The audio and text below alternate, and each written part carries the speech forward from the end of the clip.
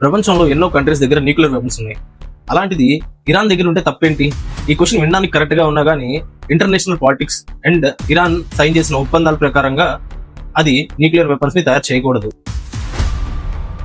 World లో ఎన్నో countries ఈ ఎన్పిటి అనే అగ్రిమెంట్ మీద సైన్ చేసాయి.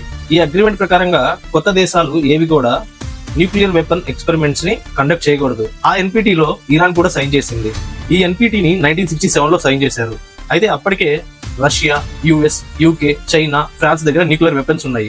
కాకపోతే 1967కే ఇజ్రాయెల్ దగ్గర న్యూక్లియర్ వెపన్స్ ఉన్నట్టు ఇన్ఫర్మేషన్ ఉంది. కానీ ఇజ్రాయెల్ ఎప్పుడు అది బహిరంగంగా చెప్పలేదు. ఇండియా అండ్ పాకిస్తాన్ కూడా న్యూక్లియర్ వెపన్స్ మీద ఎక్స్పెరిమెంట్స్ కండక్ట్ చేస్తున్నాయి.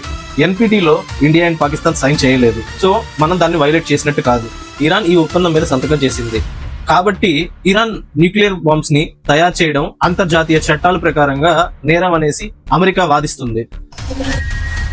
మిడిల్ ఈస్ట్ ఇప్పటికే చాలా అన్స్టేబుల్ గా ఉంది.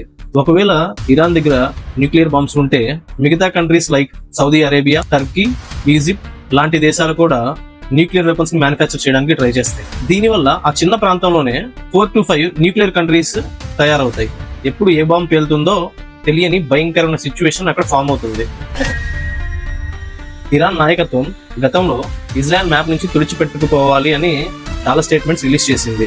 అయితే ఇజ్రాయెల్ చాలా చిన్న కంట్రీ. ఇరాన్ ఒక్క న్యూక్లియర్ బాంబు ఇజ్రాయెల్ మీద వేస్తే ఇజ్రాయెల్ కంప్లీట్ గా డిస్ట్రాయ్ అయిపోతుంది. అందుకే ఇరాన్ న్యూక్లియర్ బాంబ్స్ ని తయారు చేసే వరకు ఆగకూడదని ఇజ్రాయెల్ అండ్ యుఎస్ ముందుకొచ్చి ఇరాన్ తో వార్ చేస్తున్నారు.